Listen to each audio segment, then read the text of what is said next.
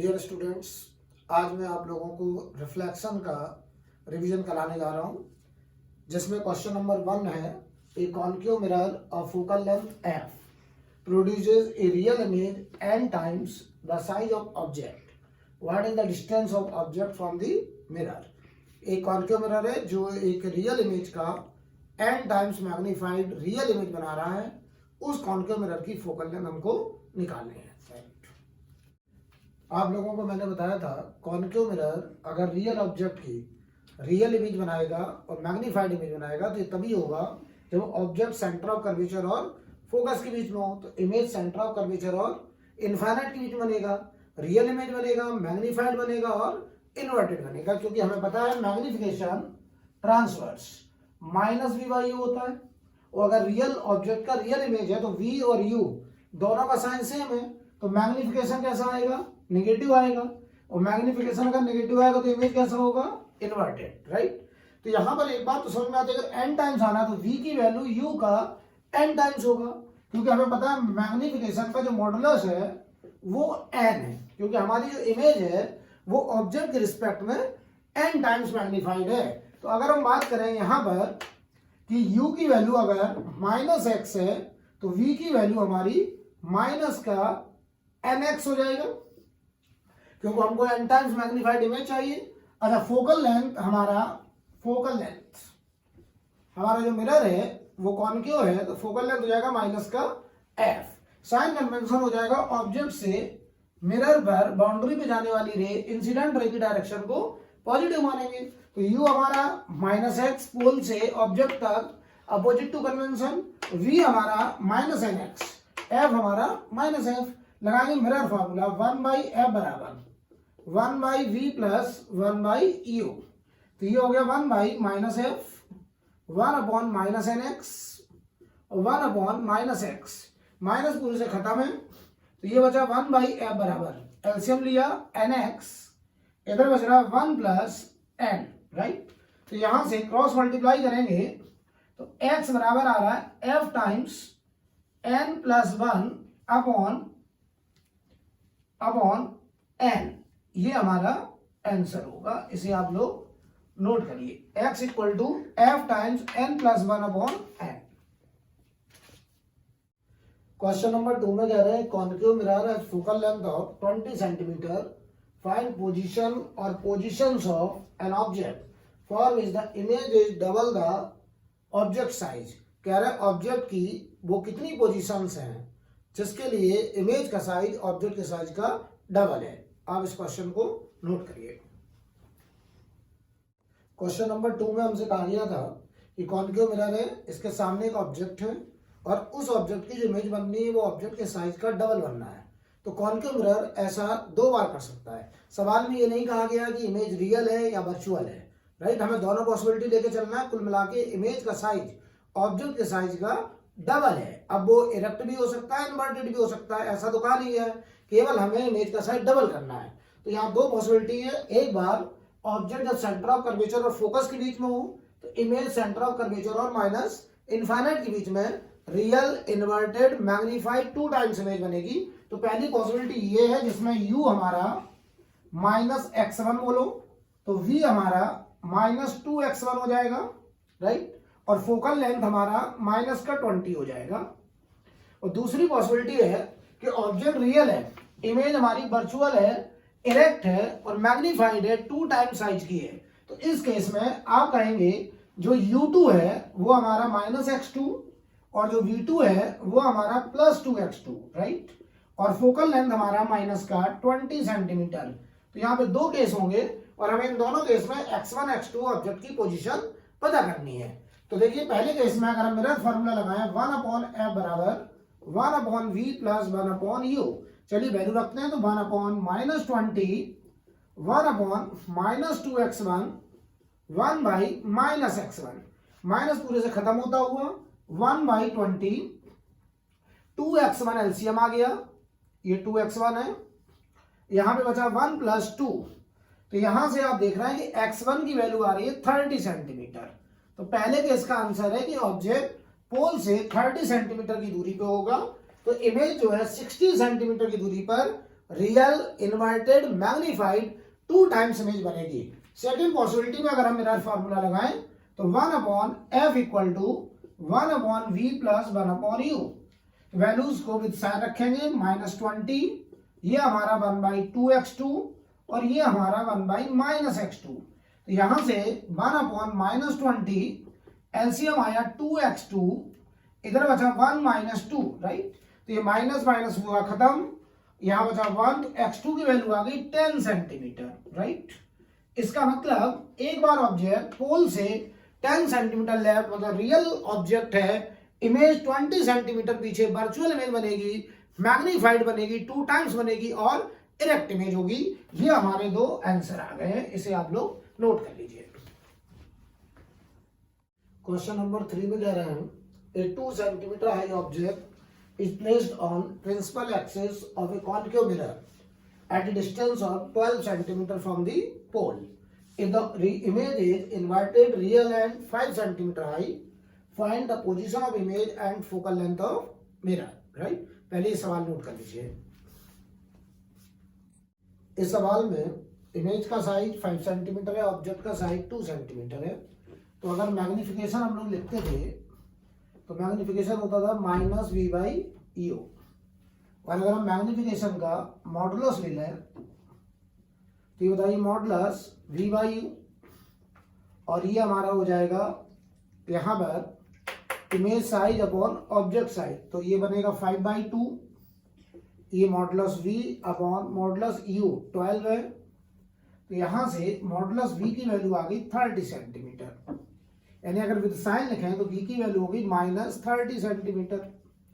तो ये तो आ गई इमेज की पोजीशन। अब हमें निकालना फोकल लेंथ, तो 1/f equal to 1/v plus 1/u। तो 1/f हमको निकालना है, तो माइनस का मैं लिख दे रहा हूं क्योंकि कॉन्केव मिरर है, और ये 1/v -30, 1/u माइनस का 12, माइनस पूरे से खत्म होता हुआ यहाँ पर अब आएगा 1/f बराबर 60 एलसीएम हो गया, 3 प्लस यानी 2 प्लस 5, तो यहां से f की वैल्यू आ गई 60/7 सेंटीमीटर। ये हमारा आंसर। क्वेश्चन नंबर 4 में एक कॉन्केव मिरर है जिसका फोकल लेंथ 10 सेंटीमीटर या रेडियस ऑफ कर्वेचर 20 सेंटीमीटर। इसके सामने 30 सेंटीमीटर दूरी पर एक रियल ऑब्जेक्ट जो यू शेप का एक वायर है जिसकी लेंथ है 10 सेंटीमीटर, यानी इसका पूरा पेरीमीटर है 30 सेंटीमीटर। हमसे सवाल में कह रहे हैं कि इसका जो इमेज बनेगा उस इमेज का पेरीमीटर बताना, उस इमेज का लेंथ बताना है, राइट। इसका इमेज बनाने के लिए हमें इसमें लगाना पड़ेगा ट्रांसवर्स मैग्निफिकेशन, इसमें ट्रांसवर्स मैग्निफिकेशन, इसमें लॉन्गिट्यूडनल मैग्निफिकेशन। लेकिन इसमें जो लॉन्गिट्यूडनल मैग्निफिकेशन है वो लार्ज ऑब्जेक्ट है, तो इसमें एक्चुअल में कोई फॉर्मूला नहीं लगाएंगे। हम इसके दोनों एंड के लिए u1 और u2 मानते हुए v1 और v2 फाइंड आउट करेंगे। तो सबसे पहले एक काम करते हैं, u1 को हम लोग -30 मानते हुए, फोकल लेंथ हमारा -10 है, कॉन्केव मिरर है, तो चलो पहले v1 निकालते हैं, राइट। तो लगाते हैं मिरर फार्मूला, 1/f बराबर 1/v1 प्लस 1/u1, तो 1/-10, 1/v1 निकालना है -30, तो 1/v1 equal to 1/-10 plus 1/30, LCM 30 -3 plus 1, तो v1 आ गया हमारा माइनस का 15 सेंटीमीटर। इसका मतलब ये हुआ, अगर हम इसका नाम रख दें यहां से A B C D, तो जो बी पॉइंट की इमेज बनेगी वो कहां मिलेगी, 15 सेंटीमीटर लेफ्ट साइड। अब हम एक बार U2 को यहां पर U2 को -40 मान लेंगे, और इसके लिए एक काम करते हैं, पहले इसमें जो ट्रांसफर मैग्निफिकेशन लगेगा AB में, उसके लिए V1 आ गया, तो MT1 ट्रांसफर मैग्निफिकेशन, तो -v1/u1, तो -v1 हो गया हमारा -15, u1 हो गया -30, तो ये आ गया -½ ये आ गया MT1 ट्रांसफर मैग्निफिकेशन इस AB में। ये 10 सेंटीमीटर है, तो इमेज में ये हाइट हाफ हो जाएगी, 5 सेंटीमीटर हो जाएगी, और माइनस का मतलब है इन्वर्टेड हो जाएगी, राइट। अब हम एक काम करते हैं, इसी में U2 निकालते हैं, U2 के करस्पॉन्डिंग जरा V2 निकालते हैं, फिर देखते हैं। तो U2 को हम यहां पर -40 सेंटीमीटर मानेंगे, फोकल लेंथ हमारा -10 है, और V2 हम लोग निकालेंगे। तो लगाएंगे mirror formula 1/f 1/V2 1/U2। तो ये हो जाएगा 1/-10, 1/V2 निकालना है, ये माइनस का 40, तो 1/V2 बराबर 1/40 प्लस हो गया 1/-10, एलसीएम आया 40, ये 1 - 4, तो V2 की वैल्यू आ गई है माइनस का 40/3, यानी इसी पॉइंट की इमेज 40/3 सेंटीमीटर दूर बनेगा। तो इसमें जो MT2 आएगा वो -V2/U2। तो यहां से जब वैल्यूज रखेंगे तो -40/3/-40। तो यहां से हम देखते हैं कि जो ट्रांसफर मैग्निफिकेशन इस वाले पार्ट में लगेगा वो आ गया माइनस का 1/3, मतलब इन्वर्टेड इमेज होगी 1/3 होगी। तो अब हम इमेज का फोटो बनाने जा रहे हैं, यहां तक एकदम क्लियर है। अब हम इसका इमेज का फोटो बना रहे हैं, तो देखिए जरा, इमेज का जो फोटो बनेगा वो कुछ इस तरीके का होगा। हमारा जो इमेज बन के आएगा, तो इमेज में 15 सेंटीमीटर की दूरी पर लेफ्ट साइड, ये कॉन्केव मिरर था, 15 सेंटीमीटर की दूरी पर हमारा जो पॉइंट मिल रहा था वो मिल रहा था B' और A' नीचे मिल रहा था ऐसे इन्वर्टेड, और हाफ मतलब 5 सेंटीमीटर इसकी हाइट होगी। और जो C पॉइंट मिल रहा था जिसके करस्पॉन्डिंग C' का है, तो वो मिल रहा था 40/3 दूरी पर, ये 40/3 था, राइट। और ये इसमें मैग्निफिकेशन जो आ रहा था वो माइनस का 1/3, इन्वर्टेड और 1/3, तो ये नीचे जाएगा 10/3, यहां तक जाएगा। और ये पॉइंट था D' और ये लेंथ हमारी 10/3 थी, राइट। अच्छा, अब देखिए जरा, ये दूरी यहां तक 15 सेंटीमीटर है, तो ये U शेप का जो हमारा एक वायर था वो इस तरीके का नजर आएगा। अब यहां पर हम बात करें, ये B'-C' कितना होगा, B'-C', ये लेंथ होगी 15 में से 40/3 घटाएंगे, तो ये आ गया 5/3 सेंटीमीटर, राइट। अब हम बात करें लेंथ ऑफ इमेज, जो कि हमसे क्वेश्चन में पूछा गया है, लेंथ ऑफ इमेज। तो इमेज की जो लेंथ आएगी वो ये वाली लेंथ देखो 5 सेंटीमीटर, ये हमारा 5/3 सेंटीमीटर, और प्लस ये लेंथ है 10/3 सेंटीमीटर, तो ये टोटल आ गया 10 सेंटीमीटर हमारा आंसर, यानी इसका जो पेरीमीटर है वो 10 सेंटीमीटर। नोट कर लीजिए इसको। क्वेश्चन नंबर 5 में एक कॉन्केव मिरर है जो कि एक रियल ऑब्जेक्ट का रियल इमेज 3 गुना इमेज स्क्रीन पर बना रहा है, और ऑब्जेक्ट को स्क्रीन को मूव करा जा रहा है तब तक जब तक कि इमेज ऑब्जेक्ट का 2 गुना होने लगा, राइट। ऐसा करने के लिए ऑब्जेक्ट को 6 सेंटीमीटर शिफ्ट किया गया है। हमसे कह रहा है find shift of the screen and focal length of mirror. ये हमारा क्वेश्चन है, पहले सवाल नोट कर लीजिए आप लोग।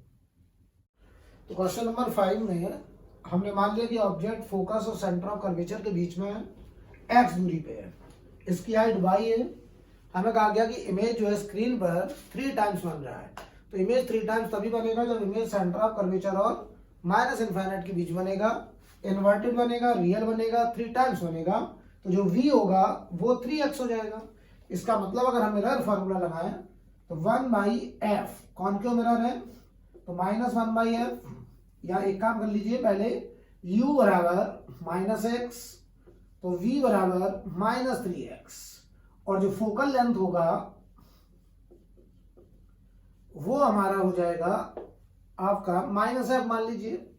तो मिरर फार्मूला लगा दीजिए, 1/f = 1/v प्लस 1/u, यहां से हमारा 1/f इक्वल टू इधर 3x, इधर आ गया 4, f की वैल्यू आ गई 3x/4, equation number 1, right. Similarly अब कह रहा है कि ऑब्जेक्ट और स्क्रीन को मूव कराया जा रहा है तब तक जब उसी ऑब्जेक्ट की इमेज 2 टाइम्स बनने लगे। तो आप हमको बताइए, हम ऑब्जेक्ट को फोकस और सेंटर ऑफ कर्वेचर के बीच में फोकस की तरफ ले जाएं कि सेंटर ऑफ कर्वेचर की तरफ ले जाएं। तो हमने आपको बताया था जैसे जैसे हम सेंटर ऑफ कर्वेचर की तरफ जाएंगे, ऑब्जेक्ट को अगर हम सेंटर ऑफ कर्वेचर की तरफ ले जाएंगे तो इमेज भी इनफाइनाइट से सेंटर ऑफ कर्वेचर की तरफ आएगा, और जब ये ऑब्जेक्ट सेंटर ऑफ कर्वेचर में पहुंचता है तो इमेज भी सेंटर ऑफ कर्वेचर पर सेम साइज की बनती है। इसका मतलब मैग्निफिकेशन फोकस से सेंटर ऑफ कर्वेचर की तरफ ऑब्जेक्ट को ले जाने पर कम होता है। तो ये बात तो समझ में आ गई कि ऑब्जेक्ट को हमें सेंटर ऑफ कर्वेचर की तरफ 6 सेंटीमीटर शिफ्ट करना चाहिए। इसका मतलब ये हुआ कि अगली बार जो u की वैल्यू होगी वो x + 6 होगी, और विद साइन अगर कहें तो माइनस का x + 6 होगा, क्योंकि हम ऑब्जेक्ट को सेंटर ऑफ कर्वेचर की तरफ इधर की तरफ 6 सेंटीमीटर शिफ्ट करने जा रहे हैं, राइट। तो देखिए जरा, इसका मतलब जो सेकंड इंफॉर्मेशन है उसके हिसाब से जो u होगा वो होगा माइनस का x + 6, जो v होगा वो माइनस का 2 टाइम्स x + 6, और हमारी जो फोकल लेंथ है तो मिरर फार्मूला 1/f माइनस का 1/v माइनस का 2 टाइम्स x + 6 और प्लस 1/u माइनस का x + 6। यहां से माइनस पूरी खत्म, तो 1/f 2 टाइम्स x + 6 एलसीएम, यहां बच रहा है आपका 1 + 2 यानी 3, यानी f की वैल्यू आ गई है 2 टाइम्स x + 6/3। ये सेकंड इंफॉर्मेशन।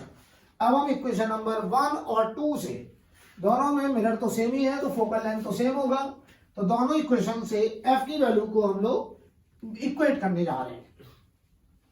तो यहां से आ रहा था 3x/4, इधर से आया 2 टाइम्स x + 6/3, क्रॉस मल्टीप्लाई करेंगे 9x 8x + 48, यानी x बराबर 48।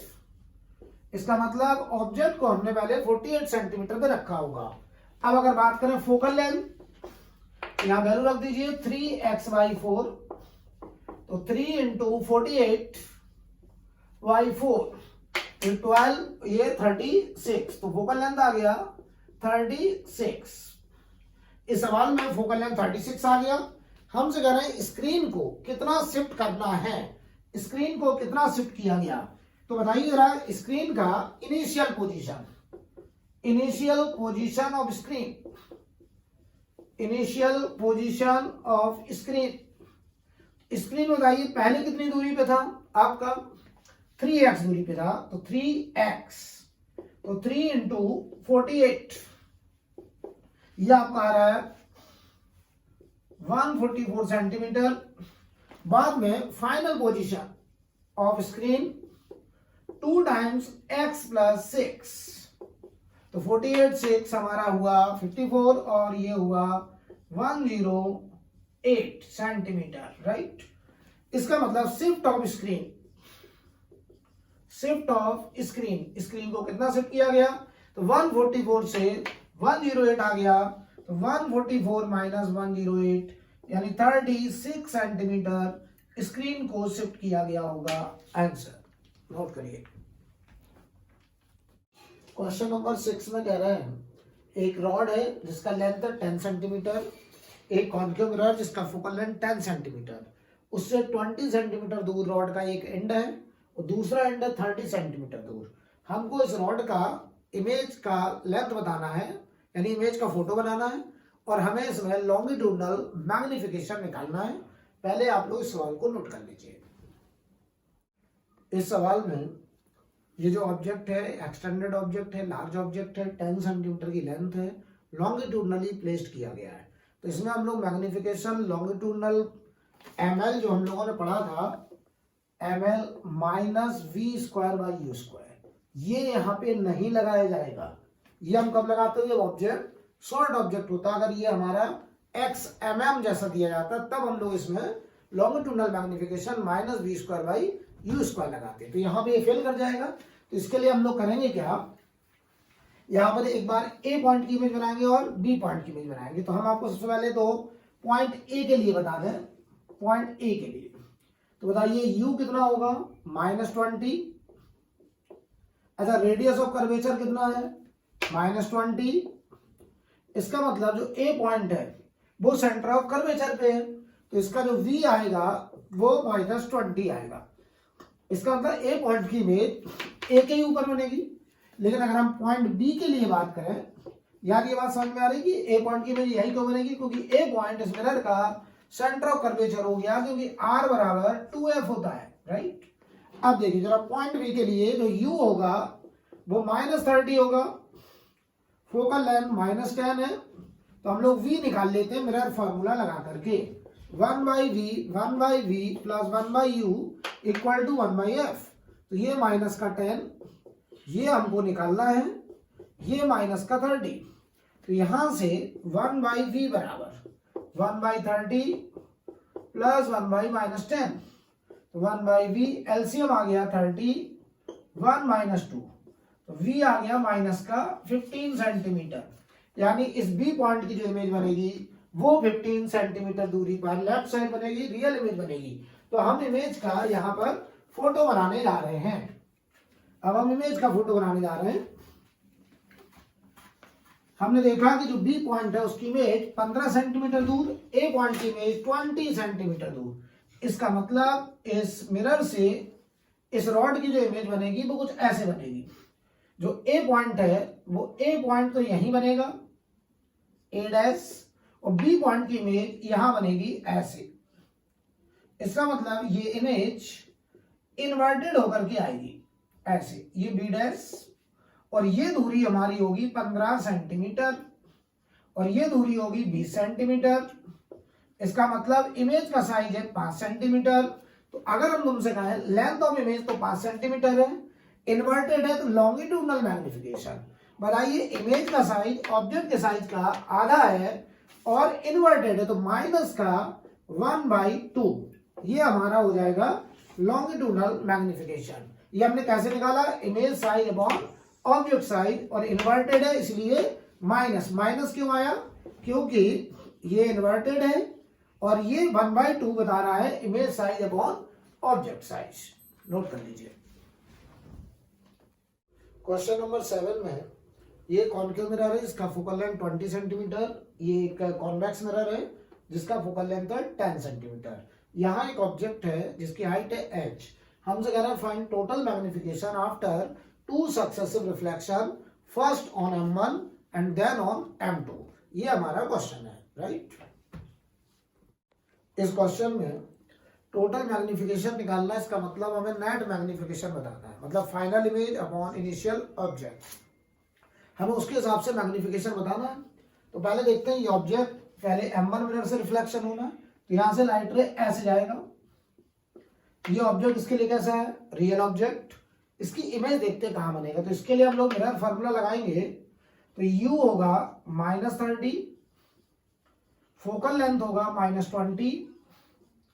तो जब आप मिरर फॉर्मूला लगाते हैं यहां पर 1/f बराबर 1/v प्लस 1/u, u को -30, f को -20 रखते हो तो v की वैल्यू -60 सेंटीमीटर आ जाती है।